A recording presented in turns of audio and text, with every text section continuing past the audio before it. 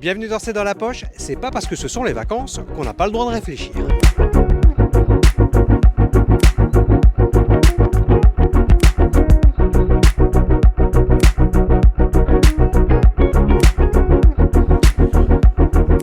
Aujourd'hui, nous sommes à Ath et nous déambulons entre les tables de ces étudiants qui sont en pleine battle, mais pas n'importe quelle battle. C'est une Green Battle, un concours organisé par la Confédération parascolaire ENO. Et nos étudiants de l'IPES Ath y participent. Ce sont des étudiants de la section nature et forêt et ils planchent sur un thème, la biodiversité en milieu urbain. On les a rencontrés.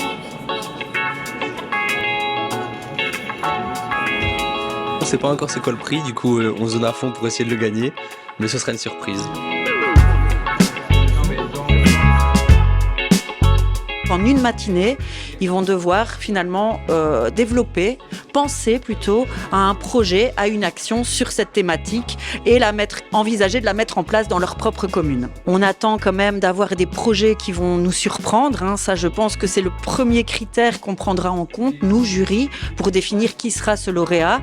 Et finalement aussi, ce qu'on attend d'eux, c'est de pouvoir travailler en équipe. Et puis le fait de pouvoir présenter ce projet devant un public.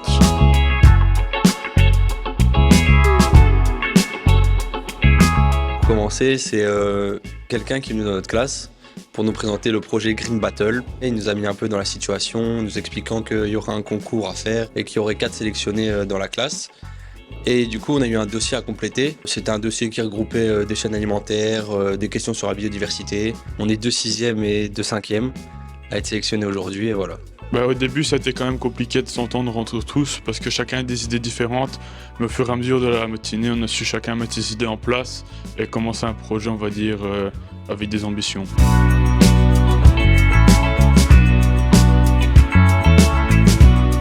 Ici, le défi sur la ville d'Ath, c'est réussir à ramener la biodiversité, la faune, la flore, dans l'enceinte même de la ville pour réussir à avoir un ensemble d'écosystèmes.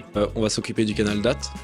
On a comme projet de réduire les fauches le long des berges, parce que par exemple ça réduit la biodiversité. Ce qu'on a aussi prévu de faire, c'est planter des arbres indigènes qui sont propres au long des berges, par exemple tels que l'aulne et l'oistier. Ce qu'on va également faire, c'est créer des supports de ponte pour les espèces de poissons dites phytophiles.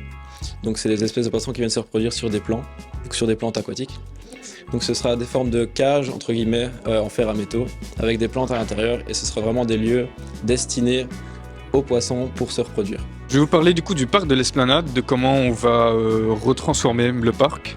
On a comme idée déjà de mettre une mare en plein centre, et on va essayer de faire comme un mini jardin botanique tout autour, avec des espèces mellifères comme la viorne-aubier, remettre de l'aulne, du noisetier, pour tous les pollinisateurs comme le papillon, le citron, le papillon, la petite tortue.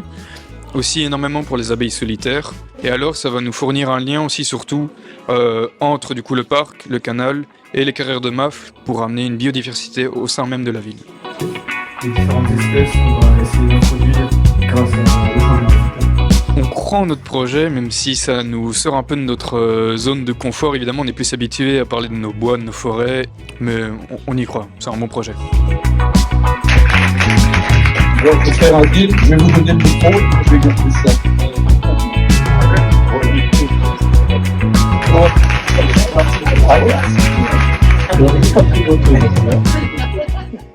Et si vous préférez des activités qui bougent un petit peu, pour la fin de ces vacances de printemps, je vous propose d'aller faire du karting du côté de l'Escale Aventure. C'est à Antoine. Du chantier naval plaqué à Péronne-les-Antois, il ne reste que les vestiges. Une ancienne borne électrique sur le quai, des pièces récupérées dans les ateliers et quelques photos pour jeter un coup d'œil dans le rétroviseur. Oh, pas trop long, juste le temps d'écrire une nouvelle aventure. Eh bien, on se retrouve dans l'ancien chantier naval plaqué que j'ai souhaité reconvertir en centre de base de loisirs. Il y a désormais plusieurs bonnes raisons de faire escale à Péronne. Alors on commence par la salle de restaurant, vous me la présentez ? Mais c'est une salle de restaurant qu'on a voulu d'abord décorer dans le style industriel. Donc on a remis des poutres, on a refait un bar qui est une ancienne entrée d'usine et on a voulu garder avec la décoratrice ce style industriel, mais on voulait aussi une salle polyvalente, c'est-à-dire qu'il pouvait en une seule pièce recevoir 220 personnes ou pouvoir la diviser en 3 parties pour des plus petits groupes. Au-dessus, on a une première salle de séminaire bien équipée avec grand écran tactile pour une 50aine de personnes. Et on aménage une deuxième salle plus petite près du karting.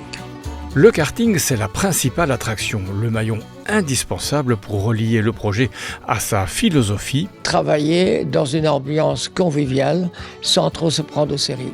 Et ça nous convient plutôt bien.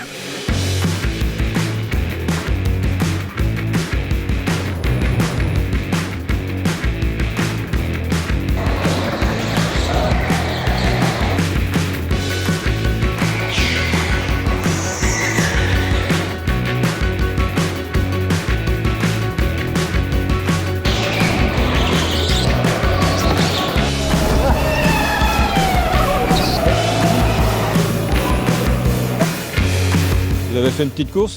Non. Ça veut dire que vous avez perdu. Oui, mais je reviendrai. C'est vous, Lapin? Exactement, je suis assez rapide, ouais, c'est vrai. Sur la route, de toute façon, avec toutes les limitations de vitesse, etc., les radars, je pense que ça sert à rien de rouler vite. Tandis qu'ici au karting, on peut se faire plaisir et pour pas trop cher, donc ça c'est chouette, quoi. Ces petits bolides là, ça monte à combien? Ça monte à 55 km/h sur la piste en vitesse adulte. Il y a encore une vitesse qu'on dit de performance, où là, l'écart dépasse les 60 km/h. Il y a différentes formules. Il y a différentes formules. Donc on a la session libre, donc la formule la plus classique, où vous roulez pendant 10 minutes et c'est la personne qui a fait le tour le plus rapide qui remporte, on va dire, la session. Et on a également les formules Grand Prix ou Super Grand Prix, où là, la piste est réservée uniquement pour le groupe. Vous avez une qualification, suivie d'une course, et là vous avez une remise de médaille à la fin. On s'est réglé, évidemment, on a des différentes vitesses, on s'est réglé chaque karting individuellement. Voilà, par exemple la session d'après, ici on peut sélectionner le karting et venir régler la vitesse directement, etc. J'ai réussi à dépasser sans faire d'accident, donc c'est très bien. C'est quoi les sensations? C'est très agréable de pouvoir aller vite sans se soucier des limites de vitesse. Ça donne de l'adrénaline et on veut encore aller plus vite. À chaque tour, on essaye de gâcher les défauts qu'on a fait le tour précédent, c'est vraiment très chouette. Premier, les autres vous offrent un coup? Mon patron. Vous avez fait un beau cadeau à vos employés? Ouais, c'est un peu la journée du personnel. Nous, travaillant dans l'Oreca, en fait, c'est un peu notre Saint-Éloi. Au moment des fêtes de fin d'année, on ne sait pas le faire. Donc voilà, c'est l'occasion de faire un peu remercier toute l'équipe qui font un travail au quotidien. Et puis voilà, ça c'est un peu de team building. Et donc voilà, c'est sympa. Ouais. Et donc l'idée, c'est justement de compléter l'activité la semaine par des activités entreprises, séminaires, formations. Il y a une réelle demande, je dirais, surtout depuis le Covid, où les patrons se rendent compte que le télétravail c'est peut-être bien, mais il faut ressouder les équipes. Voilà, c'est dans la poche, c'est fini, on se retrouve dès la semaine prochaine. D'ici là, portez-vous bien.